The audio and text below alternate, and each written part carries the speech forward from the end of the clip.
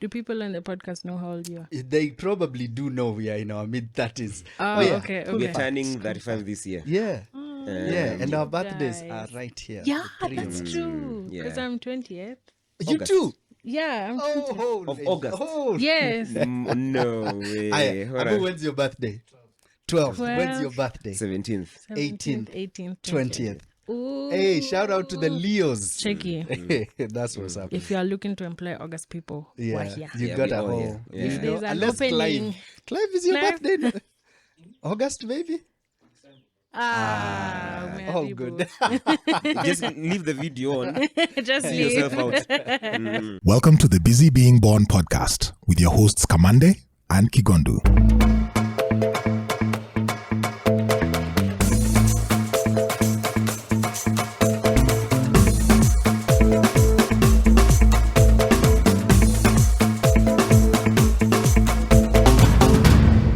Hey. Mazi, why don't you Bro, like me man. doing that? Yeah, okay, sawa. Season 1. Sahi. In fact, unajua officially tunafaa kusema tuko season 3. So season 3. You know? That is true. We are on season 3 of the Busy Being Born podcast. Karibuni Yes, sir. sana to yet Welcome. another episode. How are you, bro? I'm easy, fam. Easy like? No. Bro. So umse amesema tu easy like Monene Nyaga. Yo, we should have Monene Nyaga on the podcast. We should. Him and Nubakari. Sawa, Those sure. are my favorite guys. Yeah? Yeah. At least we got Makbu. Yeah, we got Makbo. At least we Actually, did. yeah, we man. should. Yeah. Then they come here and sing for us, do for us some shairis to open up. Okay, bro. Yeah. You know, That was my stuff. I know I told you Oh, this. good. Cheza ka wewe. Hey, Yeah. man, I loved Kiswahili. Mpenzi wa Kiswahili. Kiswahili kitukuzwe. Yeah. How you doing though? I'm good. I'm Yeah? great and grateful. Hapo sawa? Yeah, man. Kama kawaida. Lovely Saturday morning. The Yes, sun sir. is out, shining bright, in orange alongside the guest. Yeah, it's been a great week. Yeah. Hectic, but Hectic. good. Hapo sawa, man. Where I know you've had a Grateful. bit of a week there. Yeah, that was one of those weeks. Hadi leo in the morning nilikuwa, okay guys, let's not talk about the things that happened over the week. Yeah. But our guest today amenikumbusha, no, there is healing in speech and sharing and all that. Yeah. And I can't wait for the guys to interact with her. They've seen her before. By now, Kawa and I watch, of course, they are seeing her. Yeah. So atumlengi ni vile tuko, we have to, unajua, set it up before we do the thing. We have a guest. We have a guest. Have a guest. We have a guest. have a guest.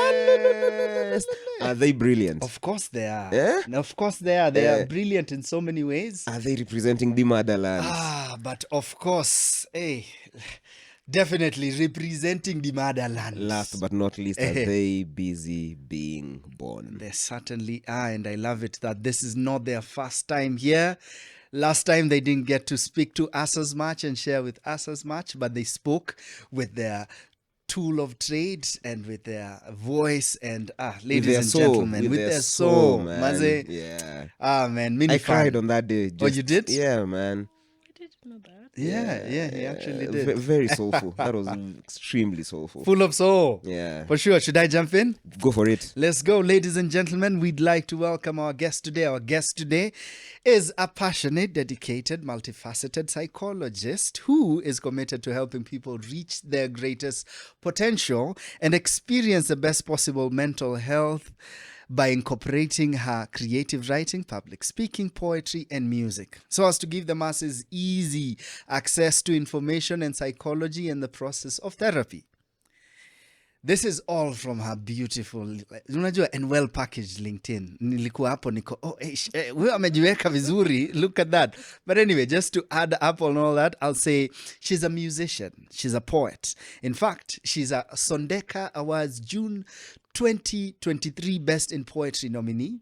She's the winner of the Karaoke Compare on Tendereza, a 2017 production courtesy of the Kenya Television Network. She's a production manager, she's a project manager, and a capable actor, or should I say actress, as we all witnessed in her appearance on the 2023 feature film Mono by two brilliant human beings. They are Faces, aka Cheese Pictures. Ladies and gentlemen, we give you the one and the only Tugi Waiyaki. And I'll say it like she likes to say it. like the highway. Eh, You know? That's true. Karibu sana, Oh, Tugi. thank you so much. to Wow, have that you was with such a us. nice introduction. Like, I was wondering, are you talking about me? Hey, Thank you. hey, Thank you hey. so much. Hello. Thank Oh, you so yeah. much for gracing us with your presence. Thank What's you the difference for between a psychiatrist and a psychologist? Straight into it. It's like you have a math teacher, a statistician, and an accountant. I came up with this illustration for you. I like because how you, You're a statistician. I like how you prepared for this question. How did you know that I was going to ask? Honestly, the Holy Spirit told me. Like I woke up today and I was like, okay, I need to find this information, and then the thought got into my head, the difference between, and I was like, okay. Yeah. Then that's the first thing you asked me when I walked in, and I was like, glory. So one of the things that isn't in my introduction, which I think is really important, is I believe in Jesus, and that influences a lot of what I do, a lot of what I say, and that's going to come up in this conversation. It might make some uncomfortable, it might put some people off, but I genuinely believe the truth sets you free. And that's a huge reason behind the music I write, the speaking I do, the writing that I write, my interactions with people. I want to find the truth. I want to promote the truth. I want to live in the truth. And when we talk about mental health, pursuing the truth is so important because you want to be set free. You want to be living in peace and prosperity and success And happiness. and happiness, and lies take away that freedom. So there's that. Back to your question. There's a what's the difference between a Psychiatrist and a psychologist. okay. So you say that there's an accountant, there is a maths teacher, and a statistician. Yeah, so all of you guys deal with numbers, but your training is different and your approach is different. It's the same thing with psychiatrists, psychologists, counselors, and therapists. So I was telling you earlier, there's a local answer and there's an international answer. Locally, let me begin with internationally. Therapists, counselors, psychologists they do licensing exams. So you're trained, you do your degree, you could do your master's, and then you do a licensing. The way I think we have lawyers do the same here in Kenya. You do your law degree and then you go to Kenya School of Law. Kenya School of Law. So, and even engineers. So here in Kenya, we don't have, our industry has not developed to that extent. We don't have licensing qualifications, certifications. But a psychiatrist is a medical doctor. They've done a medical degree and they specialize in dealing with mental health illnesses. They don't necessarily counsel you. They're not really looking for the root cause. They're the only ones allowed to prescribe medication because medication for mental health is taken in like medication for an illness. So you'll take tablets, you'll take capsules. Sometimes there'll be other physical interventions for your mental illness. Psychologists and counselors are not medical doctors. They're not authorized to prescribe medication, and that training is a bit different. So you do either a Bachelor of Science or a Bachelor of Arts, and I did a Bachelor of Arts in psychology and counseling from Daystar University. Whoop whoop, shout out. Yeah, so psychologists and counselors are trained a bit differently. So you have psychologists who specialize in clinical psychology in your master's or counseling psychology, and that training is a bit different from what counselors do. Yeah. Yeah. Do they work together? They do work together. You do need, in most cases, particularly in advanced mental illness, you'll need a psychiatrist to give you the medication and a therapist or counselor, those words can be used interchangeably, to deal with like the root cause of your illness, of the illness that you have. And research has shown that when you combine the two, therapy and medication, you get a better outcome than just therapy on its own or just medication on its own. Yeah. Because it now talks to the root causes of mental illness, and there's the biological, physical cause, and then there's the other nature, upbringing, Yeah. trauma, exposure. Yeah. So there is counseling and therapy, and then medication. Yes. May I ask about, obviously, the other things that now we're discovering from science might be useful in this conversation, aka borrowing from Eastern practices such as meditation and breath work, and then some psychoactive compounds. Like psychedelics. Yes. I don't. I'm really glad you took it as directly as you put it, because Amanda hivi Amanda, alafu so you know on the maybe mark. they're plants Psychedelics. Yeah, they're that if you plants. just look at, maybe you feel better. The psychedelic drugs. I think I do not have experience. Let me begin by saying that I have not been exposed. I've not used psychedelics. I've not prescribed that for anyone. I don't even have the certification to prescribe anything.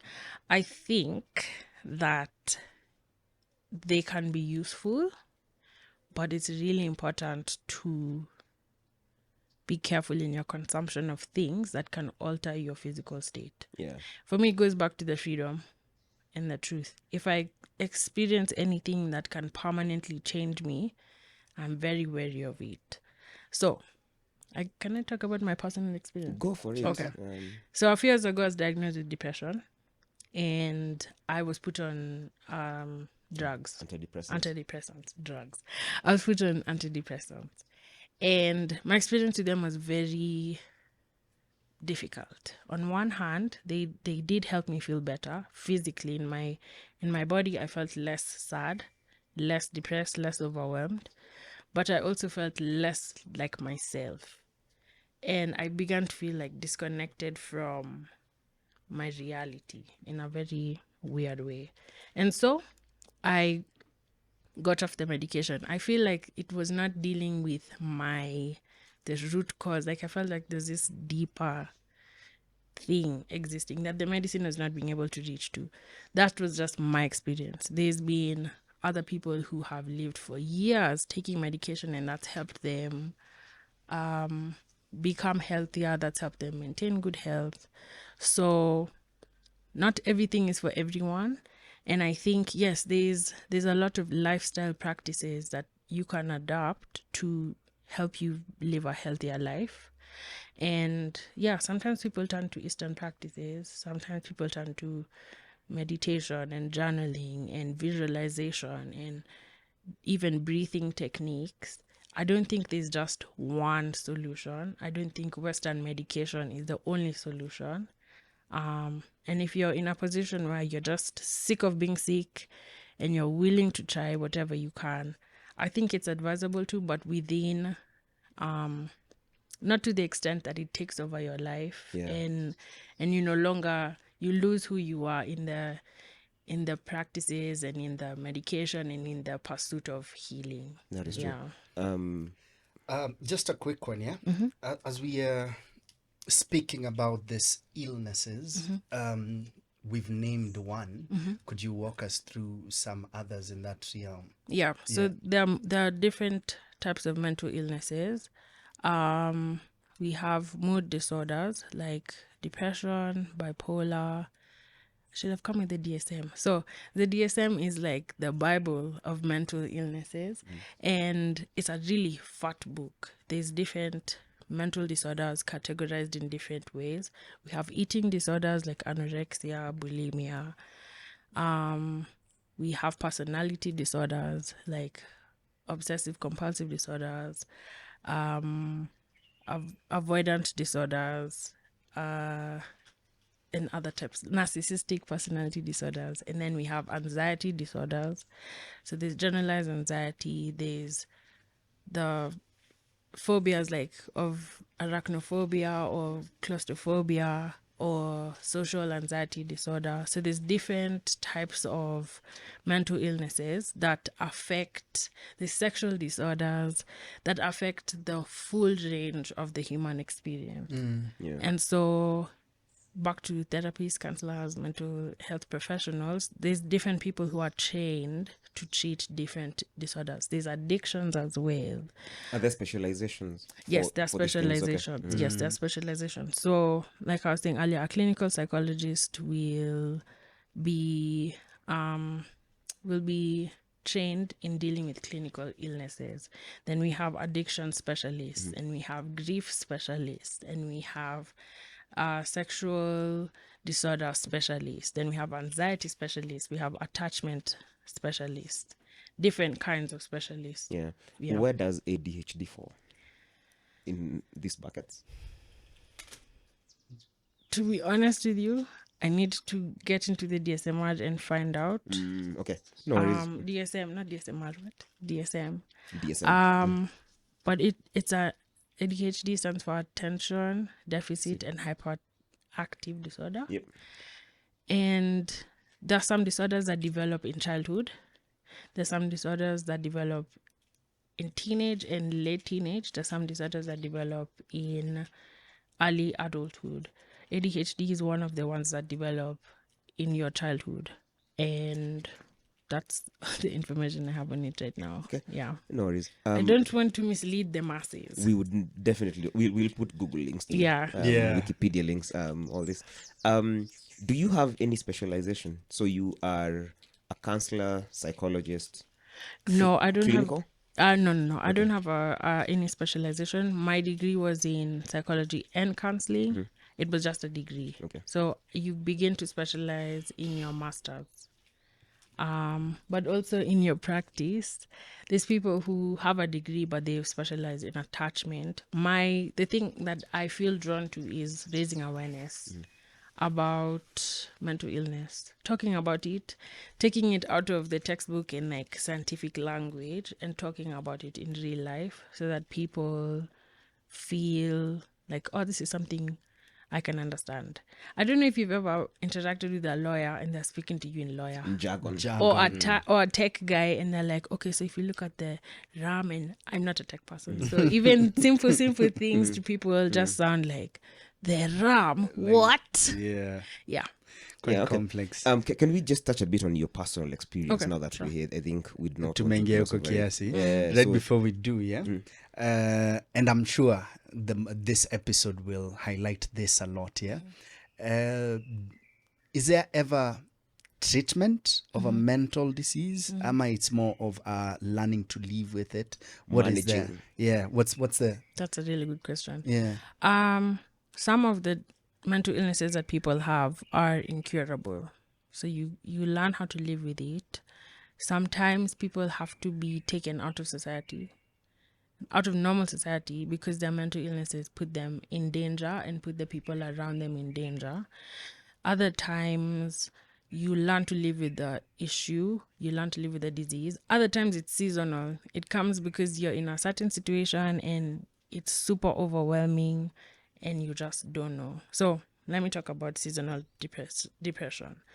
In the world, in the Western world, or in places where they have very distinct seasons, it's winter, there's summer, there's spring.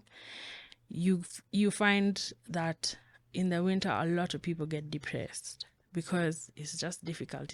It's dark outside, it's cold, it's gloomy, and so people are affected by that. So in the summer, they're not really depressed. They do not have they don't have seasonal depression in the summer. But in the winter, they are experiencing that depression. So treatment varies. In our country, I would say, I don't think we have external factors that put us at risk for mental illness. Taxation gives us stress. Yes. That's true. We're going through our taxation, depression, disorder. No, I'm joking. There's nothing like that. But you will find, actually, people who are dealing with prolonged grief or people who are dealing with PTSD or CPTSD, which is complex PTSD, will have their symptoms sometimes around a particular time. And so it's the work of a mental health professional, therapist, counselor. When you identify that pattern, that's something to look at. You're like, okay, so every July, around the 14th to the 22nd, you just suddenly feel super depressed. You can't come out of your bed. Or there's other people who have other physical expressions of the disease. So people with PTSD they'll throw up when they're triggered, when there's something that reminds them or unlocks the trauma in their head, they suddenly like experience these very obvious dysfunctional symptoms. So I think sometimes mental illness can be cured. You're treated to the point that, oh, you don't need to go to therapy anymore. And there are people who realize, I don't need my therapist, I'm good. I've healed, I've dealt with the issue. I don't need to take my medication anymore. But for some, there's the ups and downs. Okay, so for the past 2 years, I've been totally fine. And in the third year, oh, I need to go back, get new medication or go see a new therapist or yeah. So I don't think there's like a state. Yes, you can be cured completely and no, you're stuck with this for life. It's somewhere in between. Yeah. It depends on what you're... It depends on the person. It depends on the issue. It depends on your environment. It depends on so many things.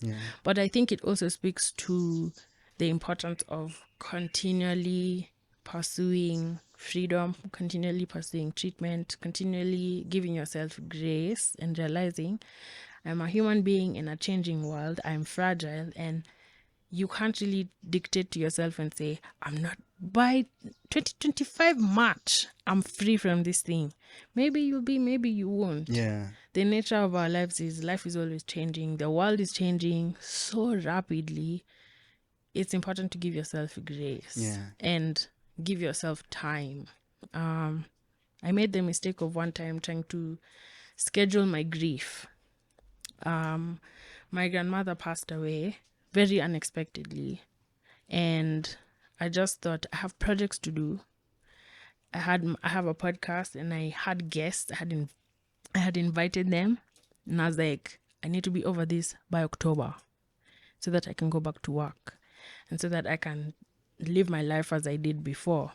The thing with grief is it never goes away. You just have to learn how to live with it. You learn how to live around it. And your life can never go back to being how it was before. And that's okay. That's the human experience. We're never the same. After life-changing things happen to us, we weren't designed to be the same. Machines can remain the same. They're not affected the way we are, but we're humans. And I think we can do a better job in society of allowing ourselves to be humans. You can grieve the loss of a relationship, of a pet, of a job, of an opportunity. You're in the arts, so you know what it feels like to go for auditions and try and work on a thing and it's not working out. It's okay to feel frustrated. It's okay to feel defeated. The thing is, okay, I feel like this, so now what next? You pick yourself up. You think about, why am I in this thing? What am I in it for? Does it give me life? Is this what I'm supposed to do?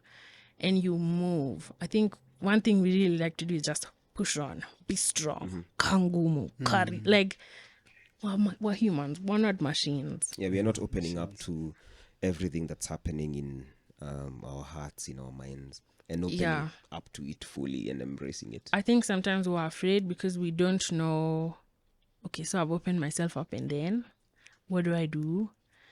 It can feel overwhelming. Sometimes you don't have the support you need. And so I think it's really important to be honest with yourself, learn what it is you need, and then learn how to ask for what you need. I move from the belief that I have everything I need. All I need to do is ask. It's important to have a mentality of abundance as opposed to having a mentality of scarcity. And if you feel like, yes, I grew up in a family where we lived in poverty, we didn't have anything, that becomes your default. I'm moving from a place of less. I don't have what I need. I'm scrambling, I'm trying. It's possible to change your mind. It's possible to change your mindset. It's possible to shift, shift your mind. And we have the power. We have the power to do those things. It's just super important to watch, what am I feeding my mind?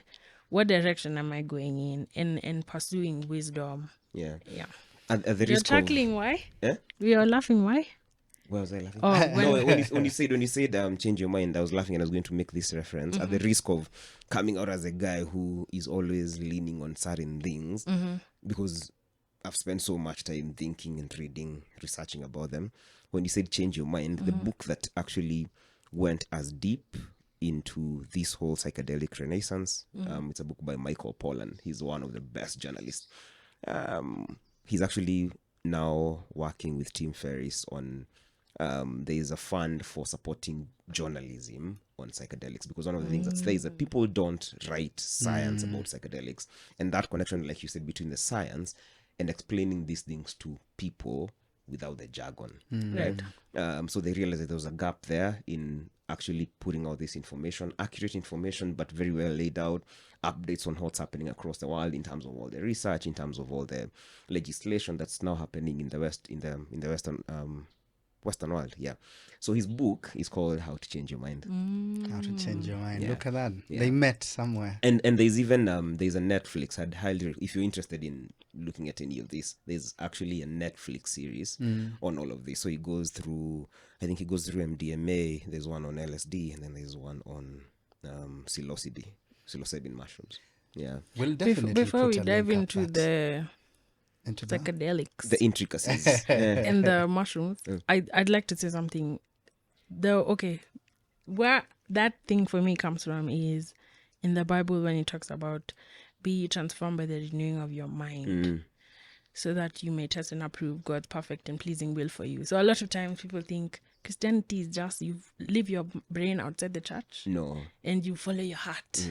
But God is very interested in you renewing your mind, in you undoing the old and taking on the new. We're instructed to take on Christ, which means the way he talked, the way he thought, what he believes, how he carried himself. Devotion to Christ.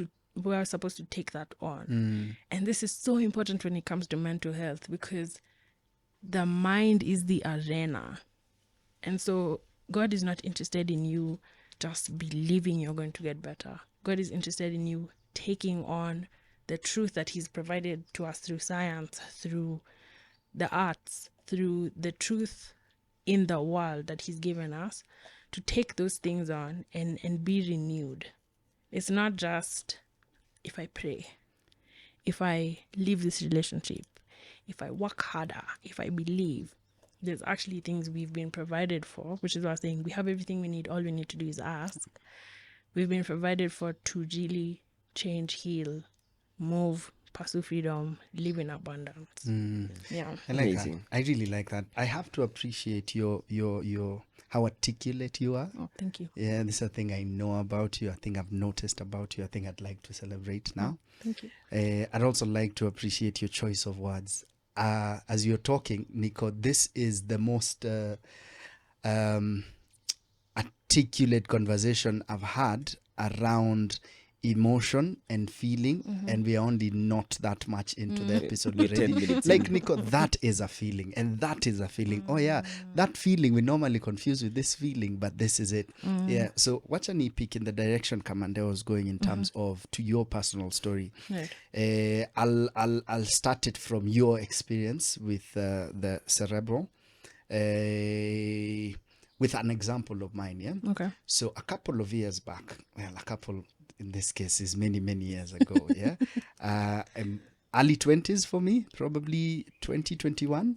Do people on the podcast know how old you are? They probably do know we are in our mid-30s. Oh, yeah. okay. We're Okay. turning 35 this year. Yeah. Yeah, and our birthdays guys. are right here. Yeah, the three of that's us. true. Because yeah. I'm 20th. You August. too? Yeah, I'm 20th. Oh, Of holy- August. holy- Yes. No way. Aye, Hold Abu, on. when's your birthday? 12th. When's your 12th. birthday? 17th. 18th, 18th, 20th. Ooh. Hey, shout out to the Leos. Cheeky. That's what's up. If you are looking to employ August people, we're Yeah, here. you Yeah, got we a all whole. here. Yeah. You know, There's an unless opening. Clive is your Clive? birthday. No? August, maybe. All Mary good. boo. Just leave the video on. Just See leave. yourself out. Mm. Oh, good. Yeah. So anyway, 2021 over there, I started realizing I struggle with people. Yeah. And what I mean is I'm really good with people. I'm really good with crowds. And this can be seen in my work and I guess at church as well when I used to be quite frequent there. But Nika notice I'd spend 2 days with people and need 10 days by myself. You know, this is actually true. Yeah.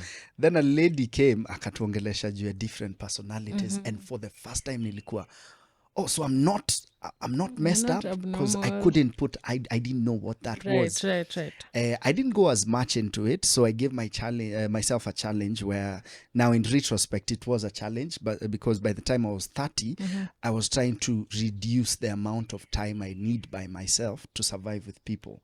So at 20, I'm doing 10 days by myself to be able to do 2 good days. Yeah. People. By 25, I'm doing 2 days by myself to be able to do 5 days with people. So saizi, by the time tunafika post-COVID, I'd gotten to a place where I just needed an hour away. Then especially post-COVID, 21, 22, man, I spend time with thousands of people because of my shows. But nika realize, oh snap, I'm starting to feel things I used to feel back in the day, where I'm now struggling to just be with people. Yet COVID has shown me I do need people. True. You know? True. So this is one example. Yeah. The other example is I don't want to call it weird because it's a form of grief, is me 2 years after a breakup realizing, oh snap, I've been a zombie for the last 2 years. So I mean, this thing, maybe I'll talk about it someday. You do know about this. Then the chick gets married. Then I'm gangster, so niko mi nimesha move on, so I'm out here dating, but 2 years in niko okay, clearly I haven't been myself. Yeah. You So haven't these dealt are with two it. Yeah. exactly. So these are two very distinct experiences that niliketi niko, oh snap, I've been going through a thing. So I know you might address that, and you could if you want. Yes, I've written so many notes so far. But anyway, let's go to your story. How early in your leaving do you notice these are things that I feel, these are experiences that I need to put a name on, etc. Okay, so I can't talk about myself first. Yeah. Before just addressing what you've said. I knew you'd acknowledge it. Because it's okay. Yeah. So there's introverts, there's extroverts. And I think you're an introvert. Introverts have this superpower where they camouflage. They take on, oh, I need to be in front of the people, I'll talk. But inside themselves, they're just like, I want to be alone, please. And that's okay. Yeah. Because extroverts, on the other hand, have this strength where they're the life of the party. They engage with everyone. Everyone feels like, oh my gosh, they can see me. Wow. I feel special. I feel seen. They bring the energy to life. Why are you attacking I think... me? Huh? Why are you attacking me? I'm not attacking you. Yeah, That sounds like an attack. I'm kidding. I'm kidding. I I'm kidding. appreciate Keep all going. we need that balance in life. Imagine if everyone was an extrovert in the world. Like you wouldn't even be able to leave your house to go to work because your child is an extrovert, your wife or your husband is an extrovert, your dog is an extrovert, the house help is an extrovert. Like everyone's just on 10. Oh my gosh, today's an amazing day. Today's an amazing day. It'll be an amazing day for 3 hours before you left the house. Then you leave the house. The watchman at the gate is an extrovert. So you all are talking about the game from last week. By the time you've reached the office, and then we need that balance in life. I think introverts get a lot of slack for being held back or within themselves or enjoying their own company. But we need artists to enjoy their own company, so they create art that we enjoy. And I think for you, as the writer that you are and the creative that you are, that aloneness is gold. So it makes me feel so sad that it looked like as a weakness for not being around people. Sometimes people are not great to be around. Like, they just take. And extroverts are great because they give. So in that way, we need extroverts. But we also need introverts for the world to work well. So yes, it's important for you to, because of who you are and who you're becoming and the work that you do, you need to be able to engage with people, but you also need to learn to take care of yourself so that you can then come out into the world and engage with people. Savara did a song called Balance. Yeah. We need balance in life. Extroverts need balance too, because you can't be talking 24 hours a day. Like, I need to sleep. I need to relax. You need to rest. You can't be on 25 hours a day. We don't even have 25 hours in a day, you know. I think it talks to how God designed us and why he designed us the way he did. He's merciful and kind in that he gave us He created us in a way to do what we need to do in this world for it to go the way it does. Martin, if you didn't write the plays you wrote, if you didn't act in the things you've acted in, my life personally would not be as rich as it is. I've experienced your art. I've been a recipient of your talent. We need you, and we need you healthy. So if you're not healthy, the world loses out. If you're not healthy, the world loses out. If you're not healthy, the world loses out. So we have this uneducated, ignorant, foolish perception that if you're louder and you're more engaging, you're good. If you're withdrawn and you're quiet, you're bad. There's no truth in that. There's no truth in that. If you're withdrawing from people and it's unhealthy and you're not able to have honest relationships or healthy relationships, that's what the problem is. But if you're super loud and engaging and no one really gets to know who you are as a person, that's unhealthy too. So to all the introverts, be yourself. You Pursue are health. Yeah. Pursue health. That's the most important thing. Okay, Yeah. which one's out of my system? Yeah. The next one was about grief. This thing for your ex marrying someone, it's painful. I don't even know. I don't know what about it hurts. It just hurts. And it goes back to also the perception we have of kangumu. She left you kangumu. For what? It hurts me. It hurts me. I'm in pain. I lost something that was important to me. And each relationship is different. Each situation is different. But I think the thing I'd really like anyone to take away is the emotions you feel are important. They need space to exist and then leave. If you suppress something, it kind of grows and it infects everything else. It's like cancer. If you don't treat cancer, the cancer cells spread, right? And I think emotions are kind of the same way. They are just emotions. They are not your identity. They are not your being. They're not your essence. Grief is grief. It comes with sadness. It comes sometimes with regret. It comes with longing for the future or longing for something you can't have. And that's okay. Feel the feelings, move. Feel the feelings, they evaporate. You never feel happiness 100% of the time. But no one's telling you, suppress your happiness. It's too much. Be less happy. Laugh quieter. But crying, hey, don't cry. Why are you crying? What's happening? Are you okay? And even if you say you're not okay, is a bro. You'll be okay. Satutadu. And yeah, Normal. yeah, normal. But I think the thing I'm learning as well is to feel the feelings I have, figure out what they are, either journal, talk about it, meditate, pray, get it out of my system, sing about it, get it out of my system, and then it passes away and I come back to myself. Yeah. What's your story? Yes. Okay. Yeah. How do you? Wait, I need some water. Oh, good. As you're drinking the water, let's also say, Maze, thank you for your words. And thank you for, like, I feel like I should, is this a point I pay? No. Imagine. You should write a check now. It's an honor for me to be here. Okay, Yeah. so my story. I'd say I began to feel sadness when I won't say 9. Some background, I'm a firstborn, I'm the only girl. I have wonderful parents. They've really done their best.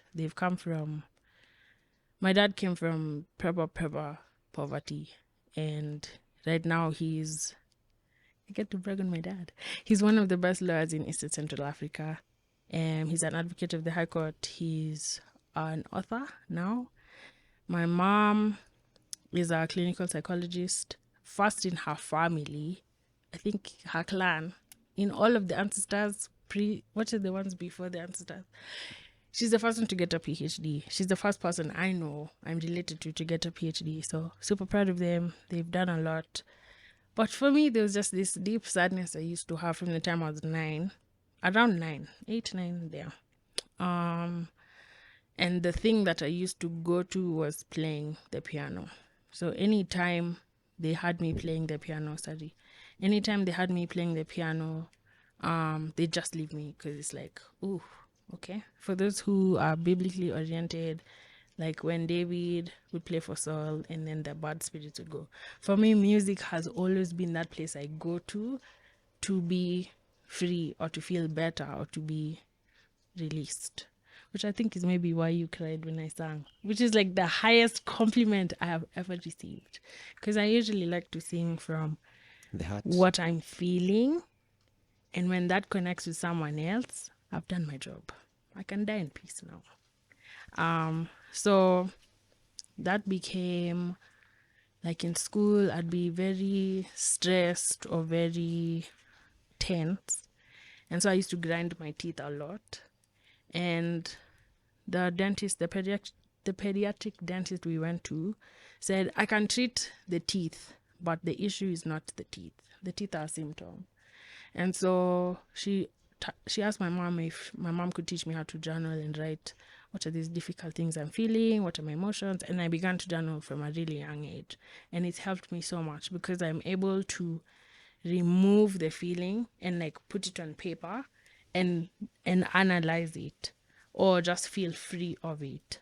So that was most of primary school. Yeah. Got Sorry into, to give me ask, what were some of the feelings that you had at this point? I felt extreme sadness. Sadness that even, do you guys watch football? You like, you know, when Man U loses all the time and it breaks your heart. There's that sadness, but then there's like deeper sadness. Sadness that you can't put, there's no reason for it. It just exists within you without a cause. It's just there. I also felt like I was very different from my age mates. I was more likely to be found with people who are older than me, like older kids, than with people my age. I just felt like I was very different. One of the things that was an obvious difference, and it was small because I was a child, but it was big at that time, was my mom was very keen on healthy snacks. So we were carrying carrots to school for break, nyanyas, cucumbers. All the other kids have crackles and hot dogs and sausages. Kinyanya. Me nimegonyea, exactly.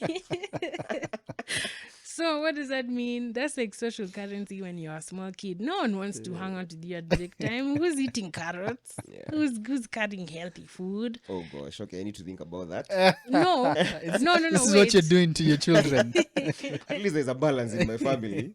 But the thing Like is, I'll give him the nyanya and the mom will give him the crackles. okay, cool. Now me, my dad didn't give Or us vice the versa. crackles. Yeah. He was just like, eat what your mom has packed for Yeah. you. But that began I'm different from the people around me. I don't feel comfortable around them. They don't feel comfortable around me. It also didn't help that I was low-key at Tropi. So now all the teachers like me. And I'm just like, I was told I've come to school to study and I need to do my best. But it also makes you feel like, when the other kids were being beaten for, one of the schools I went to was, like, if you get below a certain grade, mnachapo. Me, I was never beaten. My mom even came to school and said, dare you lay a finger on my child, I will fight you. So I'm different again. So there were differences like that. I didn't listen to a lot of music. I was socially awkward among my age mates. But like I'll hang out with older kids. Like even now in my life, all of y'all are in your 30s. I'm chilling in my 20s. But I feel super comfortable around So you hang you. out with your babas. Put it like that. There are people who will ask me questions that I can't answer. Okay. That's the one. If you squint, there are babas. Are you guys babas? Yeah. Okay. I guess the answer is yes. Yeah, so I was just a different person from my age mates. That bothered me. But I go home or even with like family friends and they're like, it's good, you stand out. You're a light in the generation. I'm like, bro, I didn't have to be a light. I'm okay being I don't want to be a light. Or I don't want to be an example. Or I don't want to be the person people are looking up to. If you guys can be like Tugi, parents, teachers, older people do that all the time, it's not good. I don't like it. So yeah, deep sadness. a feeling of impending danger and impending failure. Like, if I start this thing, it's gonna fail. Or I'm not good enough. Or fear of not pleasing my parents. Fear of not being a good person. That comes with anxiety sometimes. Being unable to like talk. Like, what if I talk and people just don't like me? What if they just laugh at me? What if I talk and I say something stupid? What if I talk and say something stupid? I already don't watch the cartoons you're watching. So why am I talking? Like, I don't know what to say. And so I just be closed in within myself. But at the same time, I'm the person who people have been told, follow her example. So you won't see it. There's this mask I've put on. Man, I'm good. So it's more internal now. Yeah, it's very, very, very internal. And so there were also certain disappointments I experienced. I don't know if... Did you guys do KCP? Yeah, we did. Wow. Wow. We are quite young, you know. But did you guys have like the modern neck? Like the KCP where your life is just broken? My first interaction with the Kenyan government was not getting my ID. It was with NEC at class 8, where they just tear down your future. You statisticians, I have beef. Because I was The normalization stuff. the normal all of that. So that was my first ever guy. So I'm not as smart as I think I am. Or what is this? The marks I got in KCP, I had never gotten in my life. They were below the bottom of what I'd ever gotten. That really messed me up. Yeah. Because I was like, so I'm not competent. So all of you guys have just been torturing me. You've been lying to me. Wait, am I even good enough? And so that for me was the first major what is happening? Who am I? Yeah. So yeah, that deep sadness became depression as I grew older. And a point reached where I was even fighting with myself to stay alive. Like, what am I staying alive for? What's the point? And each disappointment comes with its own grief. So the KCP messed me up. I get into high school and my dad went to Alliance. I get to say that. My dad went to Alliance. He'll never say it, but he did. Yeah. And my mom went to a really, really, she went to my girl's Eldoret for her A-levels. And they've both taken us like with pride to show their children where we came from. And I'm a firstborn, so I'm internalizing this as, hey, Chiki, you can't let them down. Even you, National School, Kenya High, where are we going? Alliance, where are we going? The marks I got in KCP could not facilitate me continuing this family tradition that I'd put on myself. That's pressure I put on myself. They never said, you must. But there are parents who do. There are teachers who do. Like, if you don't get a certain grade, you're utterly useless. Our trauma comes from far. So, with each disappointment came grief. Which school do you go to? And how was that experience? I went to a couple of high schools because I'm the firstborn and I'm the experiment. So I've actually done KCP. I mean, I've done 844, IGCSE, and another system called ACE, which is Accelerated Christian Education. So that was another factor that messed me up. I was constantly changing schools. So I'm never the person I don't have permanent friends. So I'll go to a new school and I'm the one welcoming people. Then they'll find the people who are like them. And then I'm alone again. Or I've changed a school. So I'm figuring out, like, friendships are never permanent. You meet people, they go, or I go. So I'm not making friends. I'm not connecting with people my age. So it's just compounding and compounding. Yeah, it's just compounding and compounding and compounding. So by the time I got to university, I went to Daystar, which was a whole other disappointment. I was meant to go abroad. I had won a scholarship that was 50%, but Chase Bank closed down with all of my father's money. There was no way I was going. I was going to go to JKI and pass it to go to Mavoko and be in Daystar, which was not something I'd planned for. It wasn't. The disappointments were just compounding and compounding. So at some point in my very early 20s, I was like, I don't understand the point of staying alive. And at that point now, I did have to get on medication and get help because I was very, very depressed. I also felt like I had studied really well. I'm like an A student. I'm not getting value from my education, and you just become demotivated. There's no point. So finding my faith helped me. Finding medical psychological help saved me. Going back to my talents and the skills I have, writing and music saved me. And I guess I'm existing on this earth to do something. Yeah. And in my pursuit of that, I found freedom. Let's maybe get a bit more tactical or get into the weeds, because I know that will be helpful to a lot of people. Okay. So at what point do you realize that this is this deep sadness and then all these things that are being layered on this already existing sadness, at what point do you identify that as depression? When I was diagnosed. So, you know how people very, very organized. You meet someone who's very organized. They like that. Like, this house is very organized. I'm so impressed. But then someone. It's not a house; it's a studio. My bad. Studio. No, I'm The kidding. studio is great. Yeah. So you like your things organized in a certain way, and then people will be like, "Kwani uko na OCD?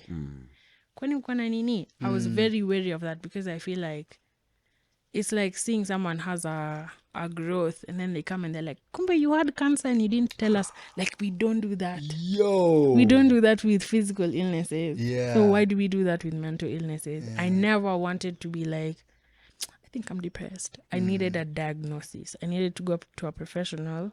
But what led up to that point? This overwhelming feeling of sadness. And a way to see if am I dealing with a mental illness? Is this an occasional thing? Is this just my personality? There's things you look at, like, is it affecting your normal function? Are you being unable to do your job? Are you being unable to show up in your relationships? Have you lost taste for things in life? Are you in danger of yourself or the people around you? We like to joke about intrusive thoughts, but intrusive thoughts are actually a symptom of some mental illnesses. Like, are you constantly seeing these flashing images of you punching someone, or you cutting someone, or you hurting yourself? Are you in physical danger, or are the people around you in physical danger? Are you distressed? Is there like this frustration that is, it can be explained, and distress is more than frustration. It's you're constantly on edge. You're either constantly on edge, so you might choose to take alcohol or drugs to put you at ease. Is that a habit? Can you live without it? If you can't live without it, maybe we have a problem. Or are you turning to sex? Is there something you're running to give you relief from your distress? Maybe we have a mental illness. And then the duration of time is also important. Has this been happening for 2 weeks, 2 days, 2 years, 3 months?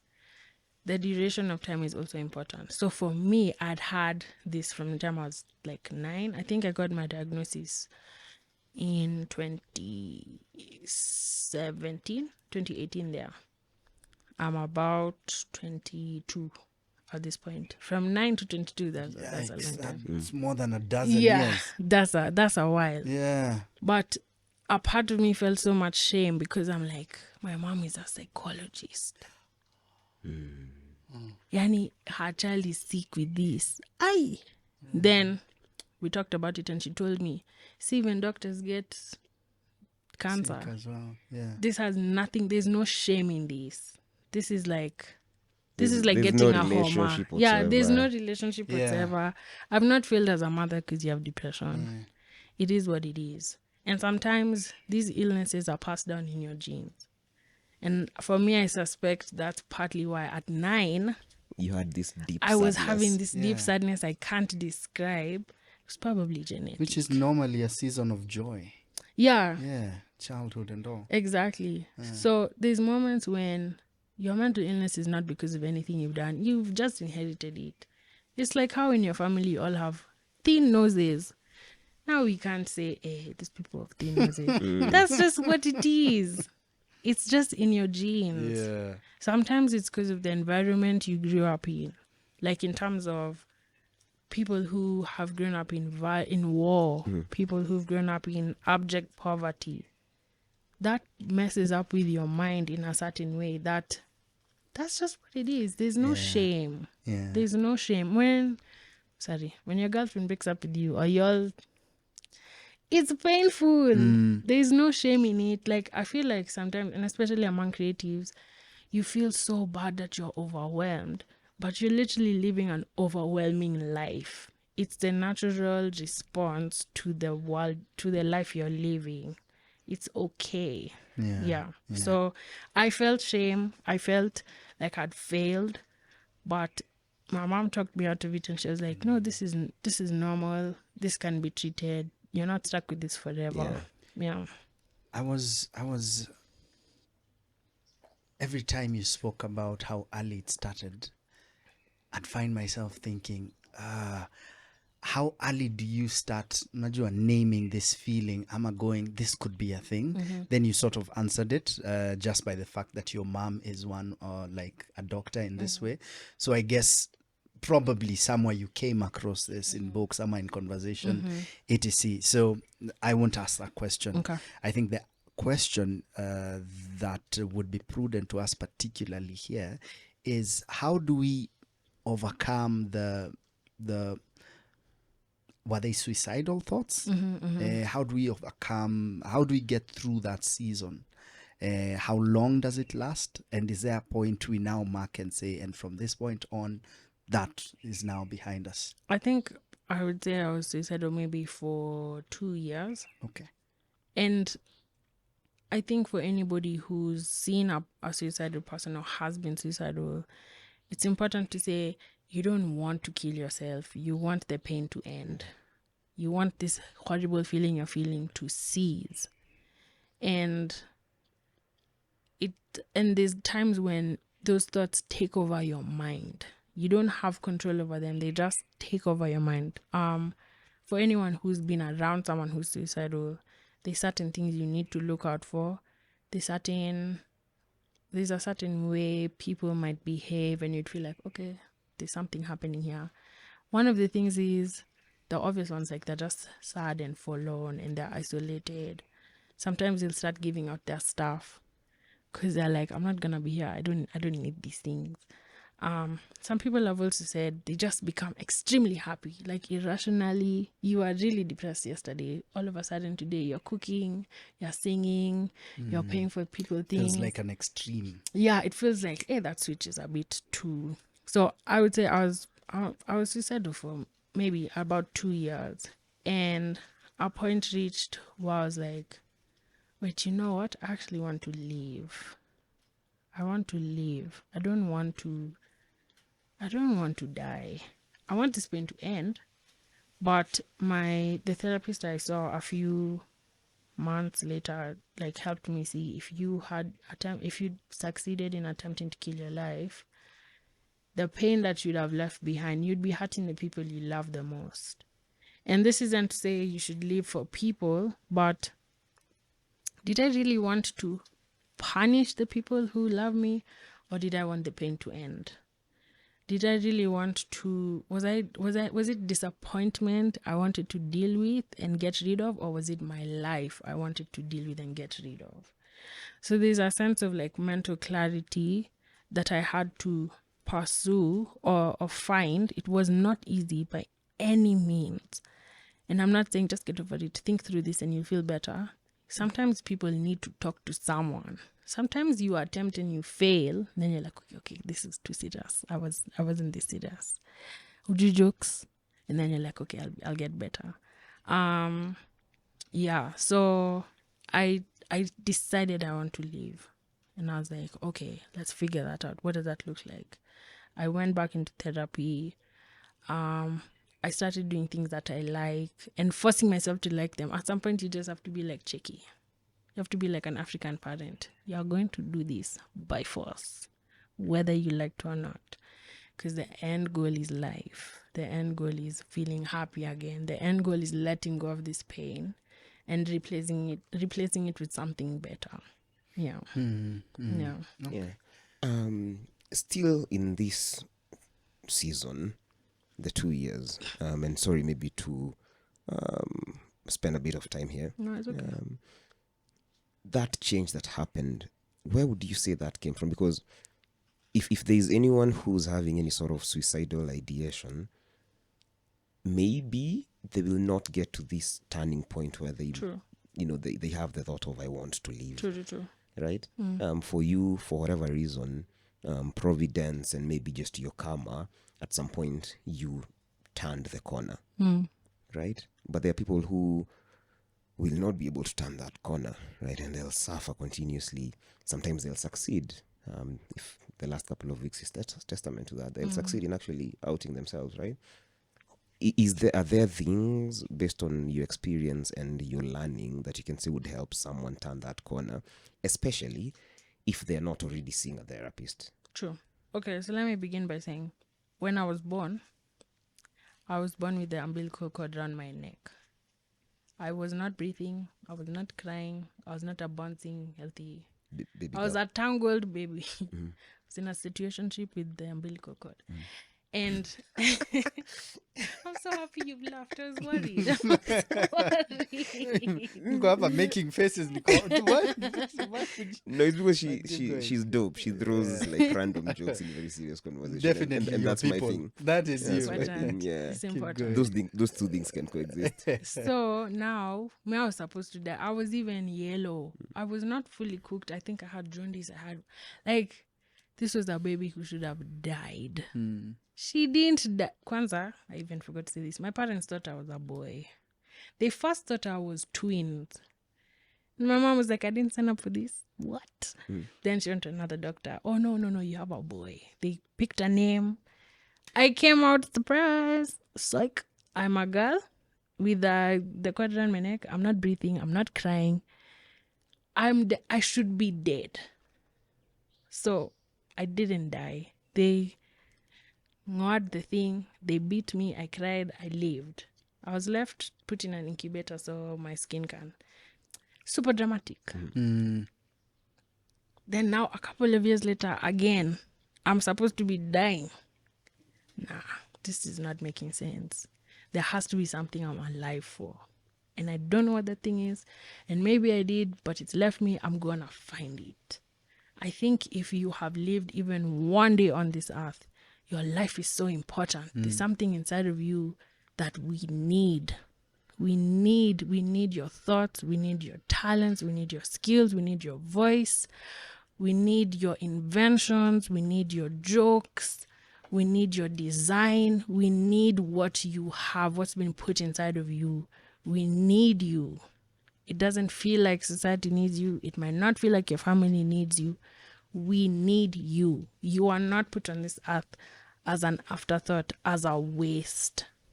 Some of the things I had to go back and really ask myself, okay, so what am I about? What am I here for? The Bible gave me some really precise points. And I don't even think you need to believe in Jesus to accept the truth. The Bible says that before I even lived one day out, God had written down everything. Now, this God who created the universe, if you've seen Mount Kenya, you know this God is not a small God. If you've seen the ocean, if you've seen nature, God is not something we can box in and all he does is dish out rules. Like, you know how receipts are produced in the supermarket. God is just, don't eat meat, don't do this, that's not who God is. If this God who created the universe had time for me, maybe I'm important. Maybe I actually have something to give in this earth. If he's looked at me and he loves me the way he does, maybe I can borrow some of that love and love myself. Maybe I can accept. If he's looked at me and he's like, I need you with me in eternity. I'm giving up the most precious thing to me, my son, so that you can come and spend eternity with me. Maybe I should also take myself seriously, So, for the person who is just feeling done with life, life is not done with you. Life is not done with you. There's still so much you have to give. There's still so much love for you.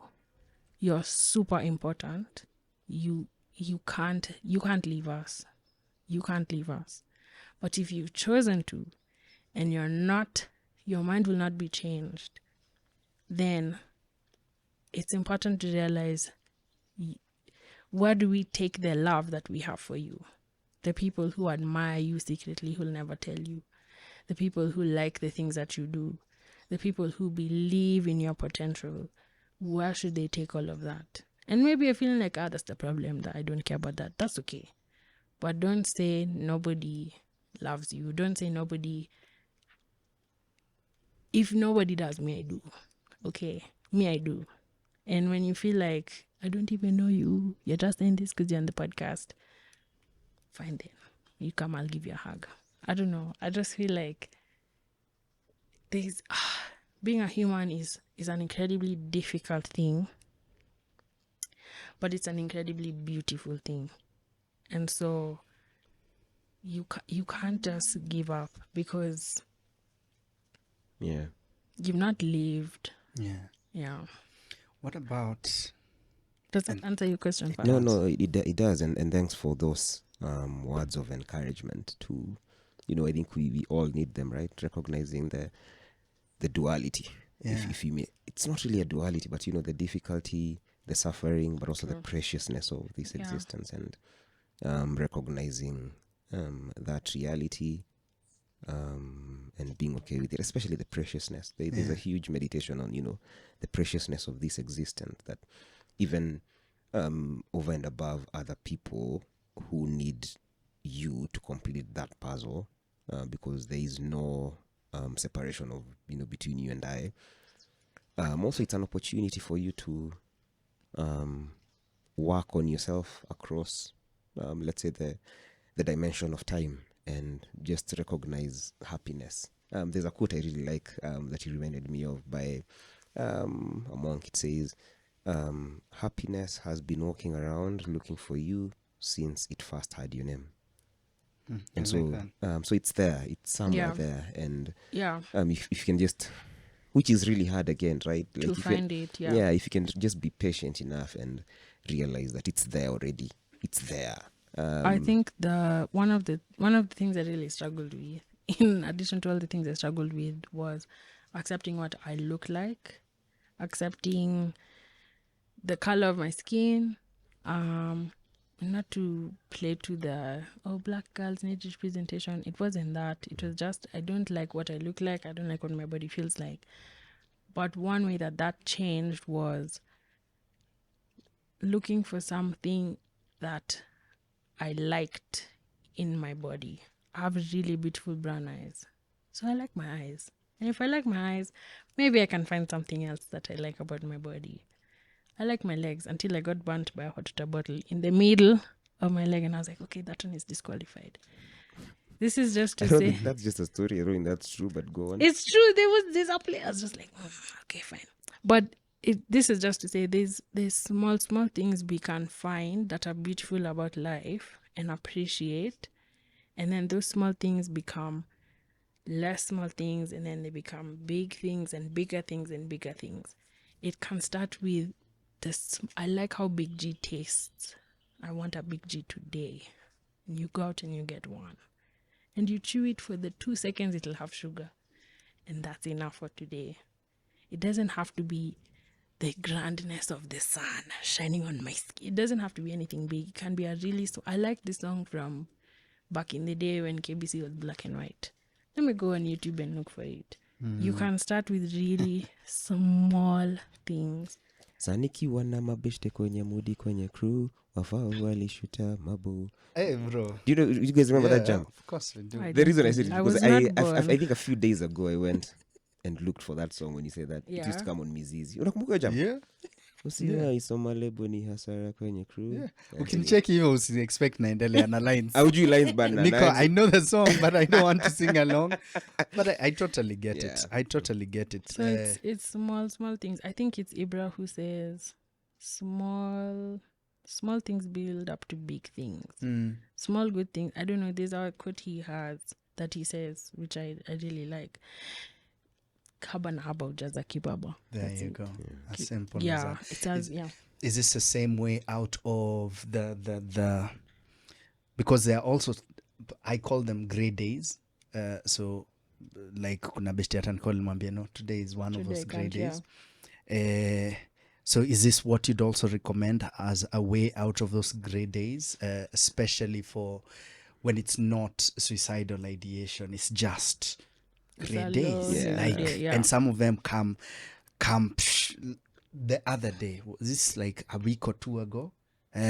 Probably the day after our previous podcast, ama maybe the week before that. Mi niliamka tu na kisadness.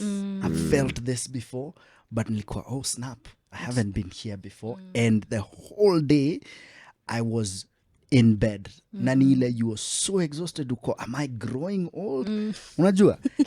Unajua? True story. Unajishuku uko, yo, what? Hadi niko, is this a disease? Like niko, this can't. It engulfed you. And I've been here before, but this is probably the lowest grade day, and it's been a season of a lot of mourning this Feb. So nilikuwa, okay, is this the day that zote zina combine? And so how I get out of those is I'll probably just nitava viatu nikimbie. Najua nikwe, okay, I'll just do the road for, ama I'll do Karura, nitatoka nitembe. So, and I like what you've just given about a thing you like from a memory. Mi nilienda kuwatch Steve Austin.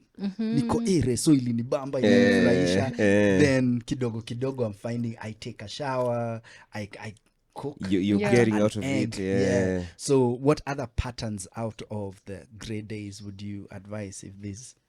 I think everyone needs a creative outlet.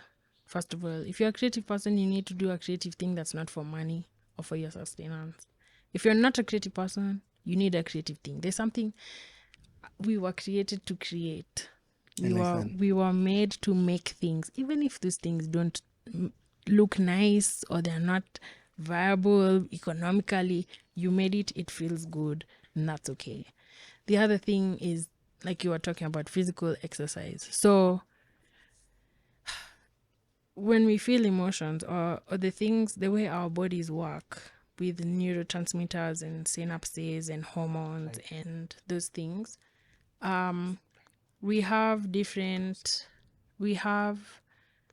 there's a way, and I've been learning this recently, there's a way we can trick our mind into feeling happy. When we exercise, we produce happy hormones. When you're really sad and inactive for a long time, there's certain, like cortisol, which is a stress hormone, increases. So maybe that day you felt really sad is an accumulation of cortisol and an accumulation of stress or things you've been packing at the back of your mind. Suddenly they say, we're here to stay, there's nowhere we're going, you have to deal with us. Which is why it's so important to constantly give space to your emotions, because if you don't, they build up, and then when they build up, they stop you in your tracks. There's no way you're going until you deal with us. It's like someone coming for child support. At some point they'll find you. It's like your landlord coming for rent. At some point, Umesikia Matu, eh? Gani, child support ama rent? Child support. Oh, Nico, what do you know, bro? at some point, like however far you run, the emotions, they're running, they're actually with you as you're running away from them. Yeah. So umecheka sana. No. Yata amechill. Oh, okay. Wow. So that constant okay, this is the illustration. I was thinking about an illustration. When you own a car, a bike, a laptop, whatever machine, you're constantly taking it for service. If you don't take it for service, it'll stop working on you, right? And our emotions are like the lights that turn on the front of the car, on the dashboard. So when the light comes on for, but this is how you know I'm not a car person. But there's a car light that you know I need to put coolant. So it's not saying the car will stop working. It's just pointing out to me, oh, I need to go put in coolant. That's what our emotions are. They point to us what we need to pay attention to. Now, if you ignore your car, one light comes on, 3 lights come on, you'll be on Thika Superhighway and your car just stops. Because it's like, I've been telling you for 3 weeks, change the oil. It's the same thing with our emotions. I've been telling you for 2 days, That, not getting that audition, not getting that callback, that's bugging me.